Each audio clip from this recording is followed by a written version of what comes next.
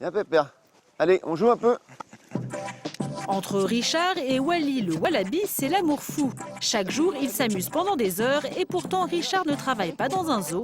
Il est bel et bien dans son jardin. Alors Wally, c'est un animal que ma femme m'a offert pour mon anniversaire, c'était la surprise. En fin de compte, je voulais un petit animal original et puis voilà, j'ai eu un petit wallaby. Wally, saute.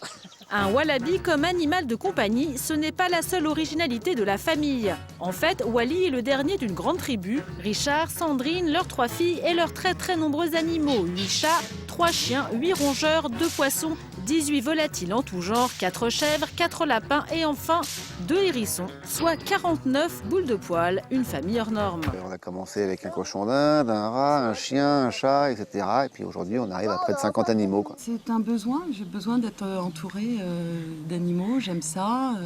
C'est une belle histoire d'amour. En 16 ans, les membres de la famille Stella ont créé une incroyable arche de Noé sur leur terrain de 4000 m².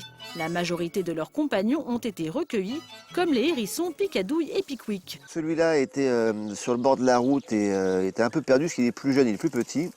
Et celui-là était enfermé dans une clôture chez un voisin. On voit qu'ils sont plus heureux ici que sur une route à se faire écraser.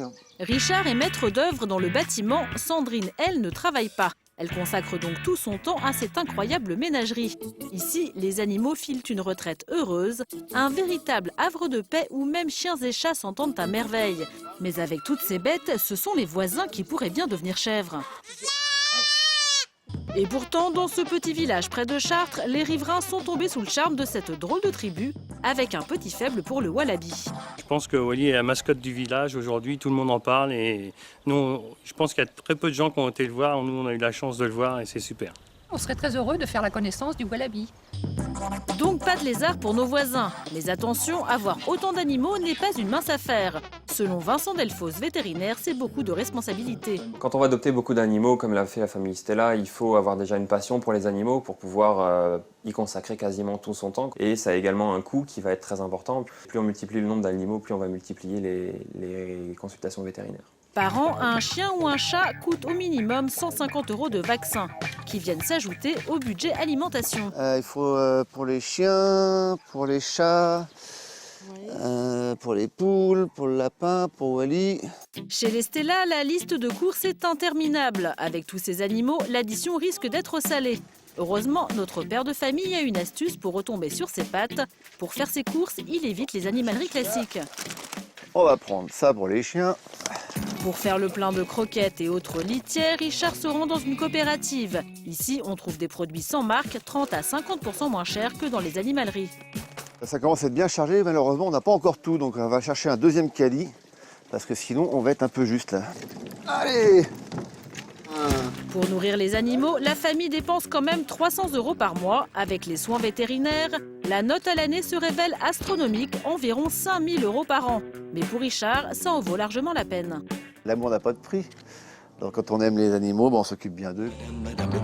Un véritable investissement et c'est sans compter l'effort physique. Richard doit maintenant charger les 150 kg de nourriture. Heureusement, il a opté pour un coffre XXL. Alors, est-ce que tout le monde est là? Il m'en manque. Il me manque DJ, il me manque Toon. Faire les courses, c'est bien, mais il est temps de passer aux choses sérieuses, nourrir tout ce petit monde. 49 gamelles, ça demande une organisation au poil. Alors chacun met la main à la pâte, même Lou, 4 ans et demi. Je donne à manger à mon cochon d'Inde. Voilà, tu vas changer son eau? Ouais. Tu veux que je t'aide? Oui, je veux. Allez, c'est parti. À 4 ans, c'est plutôt amusant, mais Léa, l'ado de la famille, elle, aurait bien d'autres chats à fouetter. Ça me plaît d'avoir autant d'animaux, mais par contre, quand il y a des cages à faire, je dis plus trop ça, hein. De vraies contraintes qui limitent les déplacements de la famille. Heureusement, pendant les rares vacances qu'ils s'accordent, ils peuvent compter sur leurs amis pour s'occuper de la ménagerie. Ça y est, ça vient. Ça vient, ça vient. Après 30 minutes quotidiennes à nourrir tout le monde, place au nettoyage des cages. Un véritable marathon de 3 heures à renouveler 2 fois par semaine et qui réserve souvent quelques surprises. Alors ça peut durer 5 minutes. Ou bien plusieurs heures. Richard a beau essayer de remettre Lilou le perroquet dans sa volière, l'oiseau s'agrippe. Il préfère visiblement lui chercher des poux. C'est sympa, non? Si les volatiles s'accrochent, à quelques mètres de là, le rat, lui, tente de filer en douce. Arrête. Tu restes en haut par contre. Arrête. Julie essaie tant bien que mal de retenir Suricate, le rongeur. Tu vas pas te mettre dans le copeau quand même. Elle pense qu'elle a maté l'animal, mais à la dernière minute, il tente de s'évader une dernière fois. La jeune fille le rattrape in extremis. Désolée Suricate, c'est raté pour cette fois. Tu restes dedans? Tu restes dedans le temps que je referme? Après des heures de labeur, la mission nettoyage est enfin accomplie. Après l'effort, le réconfort. Léa a invité ses copines pour l'après-midi. Les filles sont toujours ravies de venir. Il faut dire que la maison d'Estella vaut mieux que la plupart des parcs zoologiques. Oh, salut, moi. Oh, trop mignon. On va voir les chèvres, le wallaby, enfin, les chats, les chiens, les rats, enfin, plein d'animaux. Les chats, Tout quasiment.